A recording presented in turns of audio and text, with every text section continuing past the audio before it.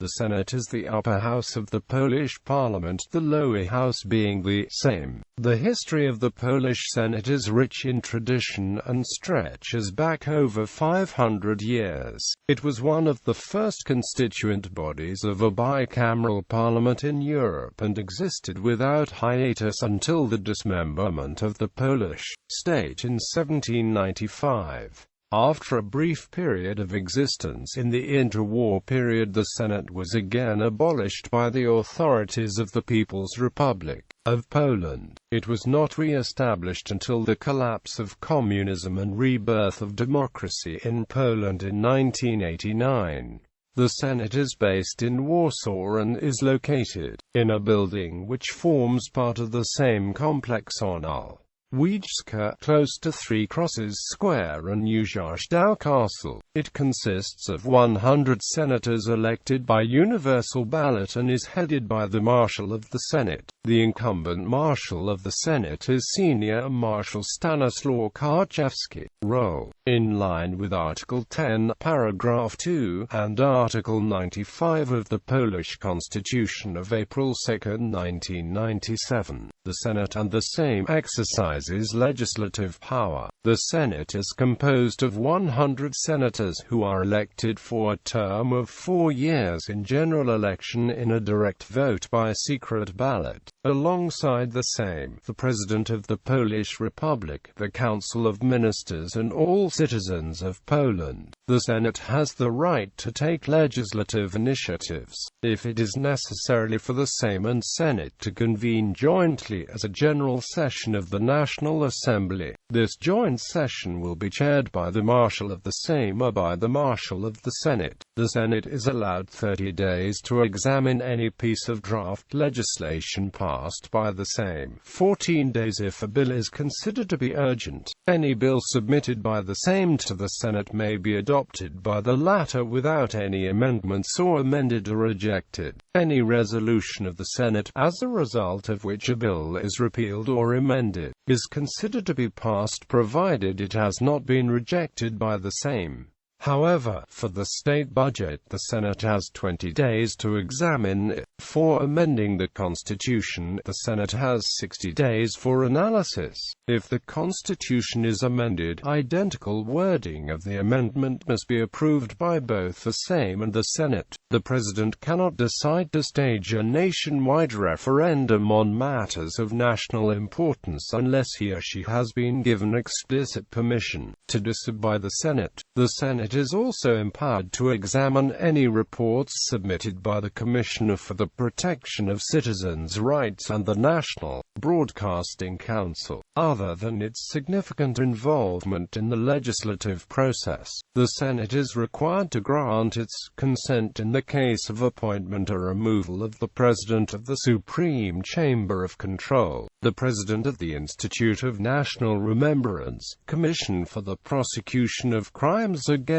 the Polish Nation, the Commissioner for Protection of Citizens' Rights and the Ombudsman for Children and the General Inspector for Personal Data Protection. However, unlike the Sejm, the Senate has no role in providing for oversight of the executive. The Senate currently appoints 1 member of the National Broadcasting Council, 2 members of the Council of the Institute of National Remembrance, 2 of its own senators to sit on the National Judiciary Board and 3 members of the Monetary Policy Council of the National Bank. The Marshal of the Senate and any 30 senators may also request the Constitutional Tribunal to examine any act of domestic legislation or international agreement to check that it complies with the Constitution, ratified international agreements, and other legislation. Since the adoption of the Treaty of Lisbon, the Senate also has the right to report issues about adoption and implementation of European legislation in Poland to the central authorities of the European Union. History,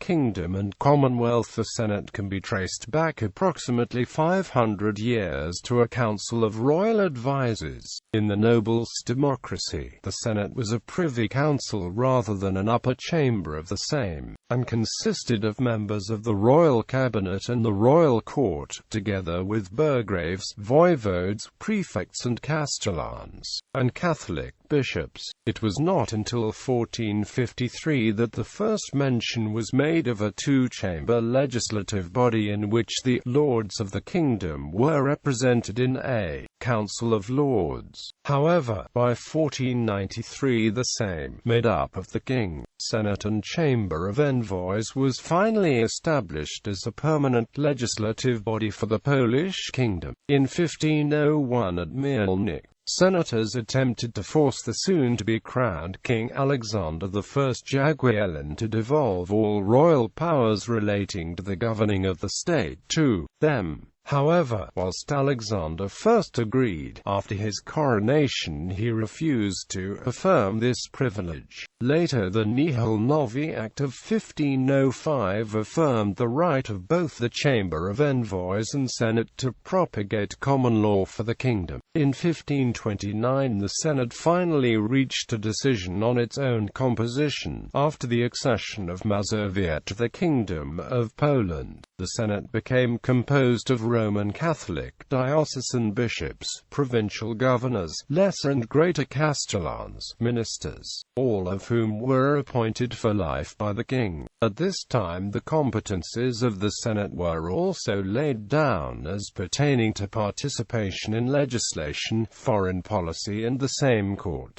In 1537 the Senate followed a course of action which would have seen it become the most important institution in protecting landowners' rights and freedoms. However, this view was at odds with those of Sigismund I the Old, who believed that the Senate was becoming far too powerful. Resultantly, over the period of 1562 to 69, the Senate lost many of its powers and influence, eventually becoming subordinate to its formerly equal companion body, the Chamber of Envoys. In 1569 a very important milestone was achieved when the Union of Lublin was signed and senators of the Grand Duchy of Lithuania were incorporated into the Royal Senate of Poland in order to form the Senate of the Polish-Lithuanian Commonwealth. In addition to this, senators from the autonomous Duchy of Prussia, a fiefdom of the Polish king, were incorporated after having been absent since gaining autonomy in 1466. After these developments the Senate comprised 142 senators, 15 bishops, 35 provincial governors, 31 greater castellans, 47 lesser castellans and 14 ministers. This old Senate did not include the separate post of the Senate Marshal. The Senate's sessions were presided over by the king, who was represented in person by the Grand Royal Marshal, a figure who could ultimately be described as Prime Minister of the kingdom. It was this marshal who, on behalf of the king, presided over joint sessions of the Sejm. Should the Grand Royal Marshal be absent, sessions were presided over by the court's Crown Marshal. Both of these two marshals sat in the Senate and, like other senators, enjoyed a lifelong appointment by the king. The most important senator or president of the Senate was, at the time, the Archbishop of Gniezno, who, as Primate of Poland and first Duke of the Kingdom, was considered to hold the most senior state position below that of the monarch.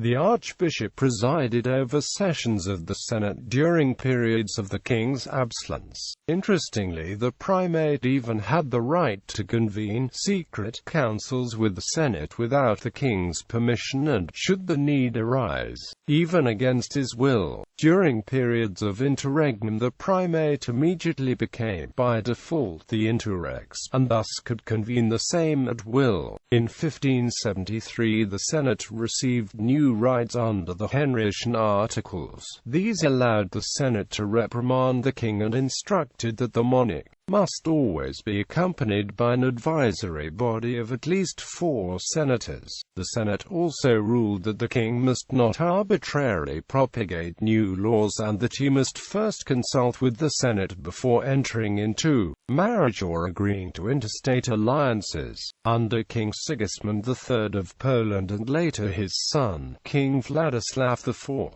The Senate grew in importance and kings began to rule with the help of an advisory body in which they placed most of their trust. This body was colloquially known as the Little Senate and was made up of a number of highly trusted senators loyal to the king. In 1631 and 1632 the Senate first used its right to veto constitutional acts adopted by the Chamber of Envoys. This marks the first phase of the Senate's demise as powerful nobles begin to exercise the power in the legislature. By 1669 the situation had become so bad that landowners took to the streets and, angered by the magnates' machinations during the earlier royal election of Michael I, shot at passing senators. By 1717 the king was obliged to implement recommendations given by the senators resident, and by 1773 the cardinal laws pertaining to the power of legislating for the Republic in 3 estates had been passed, and the Senate had begun to hold joint debates with the Chamber of Envoys as a single, united Sejm. As a result, in 1775, the senators resident or Little Senate were abolished and were replaced with a permanent council of senators and envoys headed by the king. In 1791 a particularly important development took place when the May 3 Constitution removed the king from the 3 estates Sejm and transformed the previously equal House of Envoys and Senate into a modern parliament comprising a lower house and upper house. The Senate, however, lost much of its right to legislate and was still appointed by the king. Senators were now to be chosen and put forward by provincial legislative bodies known as Sejmics.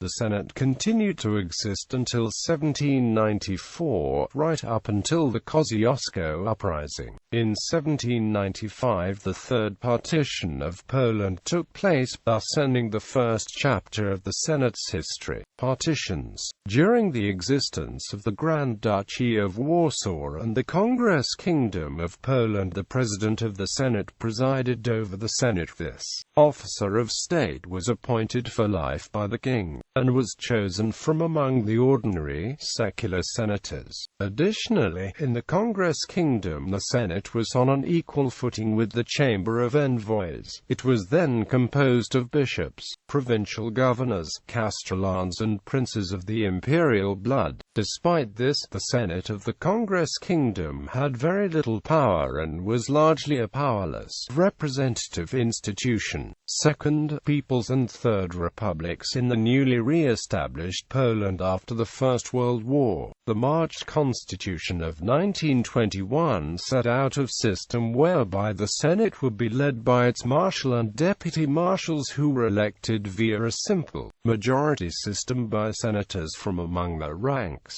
They were then expected to serve from the Senate's term of office. The same rules was followed under the April Constitution of 1935. In the Second Polish Republic, senators were elected by universal ballot. In the 1921 Constitution, the Senate was established as the upper house of the Polish Parliament, which from then on was to be known as the National Assembly, with the previously overarching term Sejm being used to refer only to the lower house of Parliament. The Senate, whilst not having the right to introduce legislation, was entrusted with the right of veto over the Sejm, the right to demand written explanations of policy decisions from government ministers, and a part to play in electing, along with the Sejm, the President of the Republic in a unified secret ballot. At the time the Senate was composed of 111 senators, each of whom was elected to represent, along with a number of others, one of Poland's subnational provinces.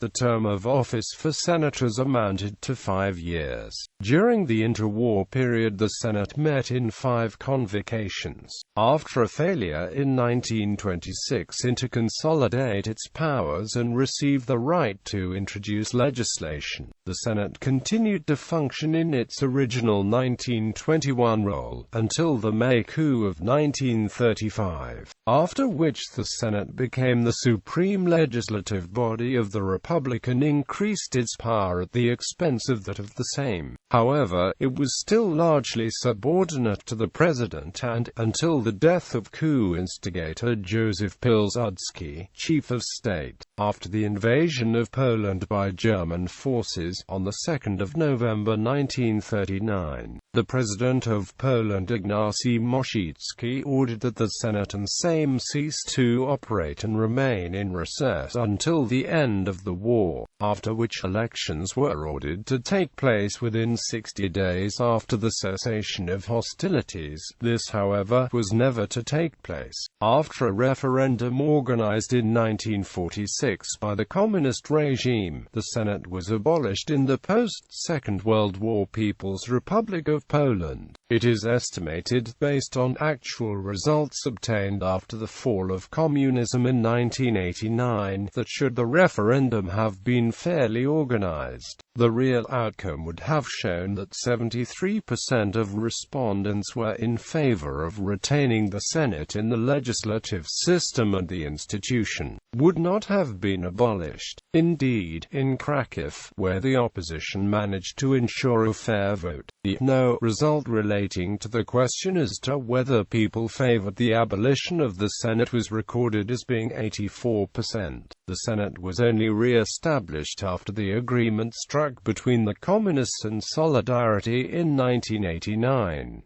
During the first election to the newly re-established Senate in 1989, the future President Lech Wales's Solidarity movement won 99 of the 100 seats being contested, with the final seat being taken by an independent. This enormous size of this defeat greatly embarrassed the ruling Polish United Workers' Party and hastened their exit from power, thus paving the way for the establishment of a democratic Poland and the foundation of the Third Republic, in which the Senate was to become a permanent upper house of the new bicameral legislature. The Senate of the Republic of Poland today. The term of office of a senator is 4 years. The Senate may reject or amend the bills passed by the Sejm, but any rejection or amendment may still be overruled by an absolute majority vote in the Sejm. A joint session of the Senate and the Sejm is known as a National Assembly. Traditionally, the Senate takes particular care of Polonia, Polish communities outside Poland. Until 2010, senators were elected by a plurality block voting method, where 2 or more candidates with the highest support are elected from each electorate, and each voter selects as many candidates as there are seats. The exact number of senators from each electorate was dependent on its population and varied from 2 to 4. Since 2010, senators are elected by the single-member, one-round first-past the post-voting method.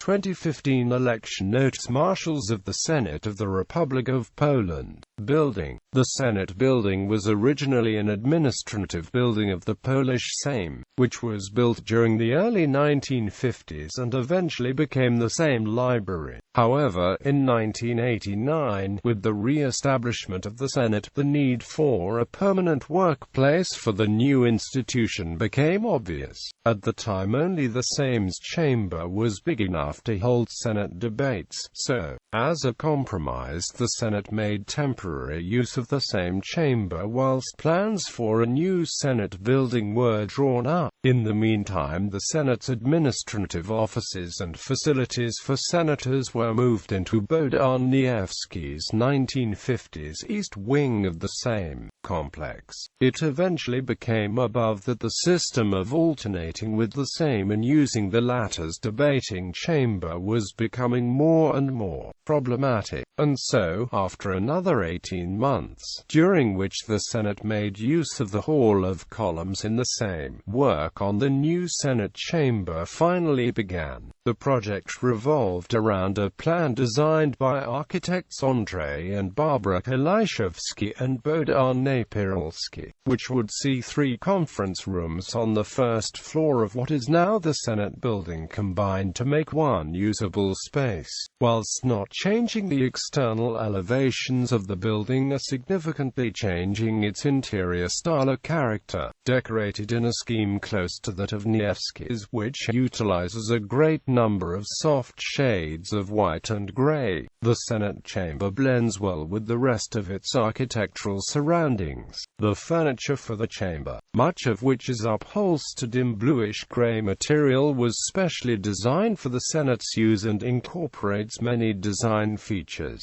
characteristic of 1950s Polish modernism. Whilst the Senate chamber does have one elevation incorporating large windows which look out into the same gardens, the specially designed curtain, which was designed to cover them, must always be drawn during debates, and it is, in fact, rare to ever see it open. The necessity to close the curtains during debates exists to stop the sun's glare from distracting or disturbing senators during plenary sessions. Behind the Presidium, the back of which faces the glazed elevation, hangs a large copy of the coat of arms of Poland. On either side of the Presidium there are places available for government advisers and independent experts who may be required to take part in debates, whilst at the back, around the edge of the chamber, there are a small number of places reserved for the public. There is also a special space reserved for the President of Poland, over which hangs an embroidered copy of the presidential jack. The hall, which provides entrance to the Senate chamber, retains, despite renovation in the early 1990s, its original Nevsky architectural features and now serves as a meetings place for senators and the staff before and between debates. In the center of the same hall stands an iconic spiral staircase, which has become a symbol of the modern Polish Senate. Indeed, the central pylon of the staircase is decorated with a marble plaque depicting the Senate's traditional emblem, the stylized white eagle intertwined with an S. To the right of the hall, the Senate Marshal's office is to be found, along with those of his Secretariat and Chief of Staff. A large reception room also adjoins the hall, and it is in this room that a large oil painting, The Polish Legation and years.It by Theodore Axentowicz, hangs. To the left of the hall is a small foyer for the use of senators, and in which hang portraits of all the past marshals of the Senate. The lower floors of the Senate house the administrative offices of the Senate Chancellery, whilst others are used by various legislative experts.